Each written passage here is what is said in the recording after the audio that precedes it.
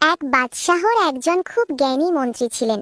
সেই মন্ত্রী সব অবস্থাতেই বলতেন, আল্লাহ যা করেন ভালোর জন্যই করেন।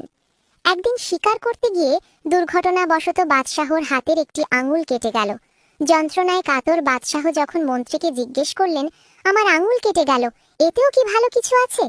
মন্ত্রী শান্তভাবে বললেন, জি জাহাপনা, আল্লাহ যা করেন ভালোর জন্যই করেন। বাদশাহ রেগে গিয়ে মন্ত্রীকে কারাগারে বন্দী করার আদেশ দিলেন। কারাগারে যাওয়ার সময়ও মন্ত্রী হাসি মুখে বললেন, আল্লাহ যা করেন ভালোর জন্যই করেন। কয়েকদিন পর বাদশাহ একা বনে শিকারে গিয়ে একদল আদিবাসীর হাতে ধরা পড়লেন।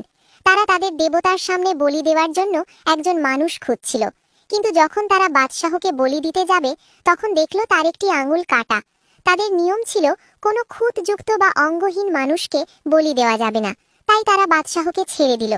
তখন বাদশাহ মন্ত্রীর কথা বুঝতে পারলেন। তিনি প্রাসাদে ফিরে মন্ত্রীকে মুক্ত করে দিলেন এবং বললেন, আমার আঙুল কাটায় যে ভালো ছিল তা বুঝলাম, কিন্তু তোমাকে যে জেলে পাঠালাম তাতে তোমার কি ভালো হলো?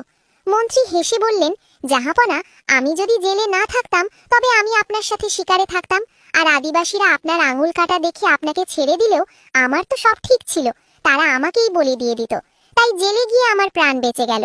গল্পের শিক্ষা: আমাদের জীবনে যখন কোনো বিপদ বা খারাপ কিছু ঘটে, আমরা খুব হতাশ হয়ে পড়ি, কিন্তু আমরা জানি না যে সেই বিপদের আড়ালে আল্লাহ আমাদের জন্য কত বড় বড় কল্যাণ লুকিয়ে রেখেছেন। তাই সবসময় আল্লাহর উপর ভরসা রাখা উচিত।